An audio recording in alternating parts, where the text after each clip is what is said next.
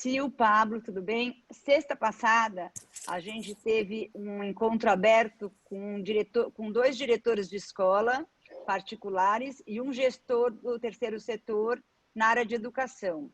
A gente escutou, teve uma conversa com uma escuta bem interessante, e eu queria saber de você um pouquinho mais de como você ouviu isso e o que você acha importante de ser ressaltado dessa fala e até ampliado com como é que você enxerga tudo que a gente está passando e toda a nossa conversa de sexta passada. Eu acho que assim, eu vou falar do lugar de quem esteve dentro da escola há bastante tempo e que, de uma certa maneira, continua trabalhando com educação, né? Eu acho que, ao longo do tempo, a escola foi incorporando às atividades dela uma série de outras atividades no campo da educação.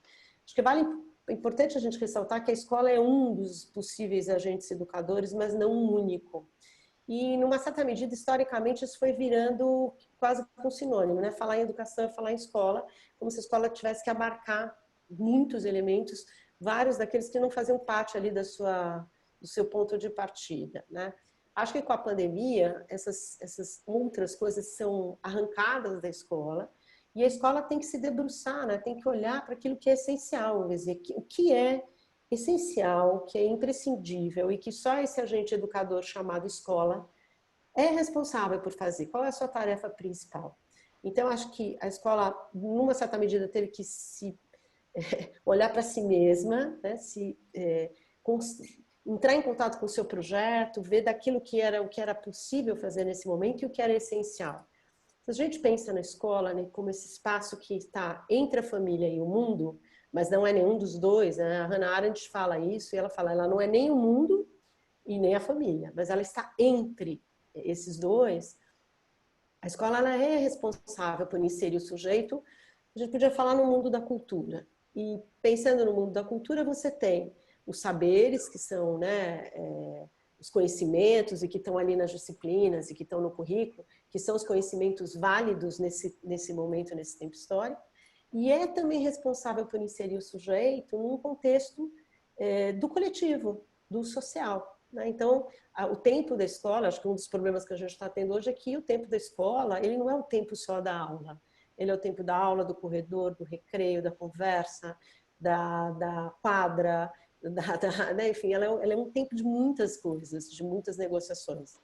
E quando a gente vem para a tela, isso desaparece, aparentemente, né? A escola é o espaço do conflito entre o velho e o novo, porque a escola está sempre nesse lugar, ela está sempre trazendo em alguma medida o mundo que é velho, né? Porque ela traz um passado.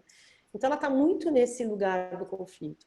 Acho que a hora que a gente viveu o que os diretores falam foi preciso olhar para si, ver o que é esse material, com o que a gente vai trabalhar, cuidar para dar uma boa aula até, né? Acho que aprender sobre si e ensinar um pouco mais sobre o que é a escola, que não é um produto, né? Não é como você comprar uma marca, né? Ela é quando a gente fala em projeto político-pedagógico, que é essa estrutura da escola, ela é uma visão de mundo, ela é uma visão de humano, ela é uma visão de conhecimento. É isso que a escola pensa quando ela escolhe um currículo, quando ela escolhe dar mais aulas de matemática que de português. Então, acho que tem em jogo muitas outras coisas, né? Então, acho que a escola se viu agora com a necessidade de se debruçar sobre isso e compreender qual a melhor forma de traduzir isso para a sua comunidade, essa comunidade que é interna, né? Não é a comunidade fora, não é o que a escola faz só por seus muros.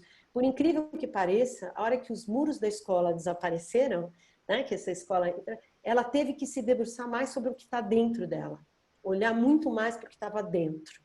Talvez esses muros simbólicos, essas paredes simbólicas que agora estão sendo levantadas, elas venham mais cheias desse significado, né? Entendendo assim qual é o papel que a escola tem e quais são os limites que a escola tem, que eu acho que isso também é uma coisa importante para ser pensado. A escola não é o único agente educador e não dá para ela se responsabilizar por tudo integralmente, porque a escola tem limites reais. E se a gente puder olhar para esses limites, a gente pode pensar, então, quais são os parceiros que a escola pode ter, inclusive na família, né? Que parceria é essa? De que ordem ela é? Mas eu só posso ter clareza disso se eu souber exatamente o que eu estou fazendo, exatamente onde está o meu limite, para que o outro possa vir complementar. Senão a gente fica borrando fronteiras e aquilo que poderia estar no conflito das ideias vira um confronto de interesses, né? Fica uma corda esticada de todos os lados. Então, acho que quanto mais a escola puder se debruçar sobre o seu projeto, melhor esses conflitos vão ser levados adiante, pensando o conflito como uma possibilidade de criar um novo, né? Senão, se a gente também ficar sem poder encarar as dificuldades, os limites, dificilmente acho que a gente vai sair de uma situação muito angustiante, eu acho que para todos os atores envolvidos, em especial os alunos, né? Que acho que nesse momento também são figuras importantes, né? Nesse jogo que é feito, se a escola abre ou não, se o ano está perdido ou não, se aprova ou não, enfim, tem um universo de questões aí que vão aparecer ainda. Destacaria isso, acho que foi um momento de... Talvez agora a escola tenha que saber, a gente vai aprender mais sobre o que é uma escola, né? Que não é só uma instalação, que não é só laboratórios, que não é só tecnologia. É o que é uma escola, né?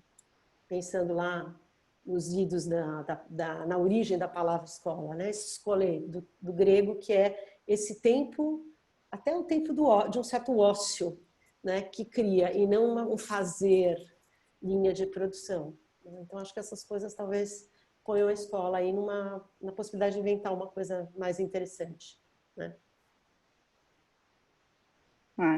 Gostei muito. Acho que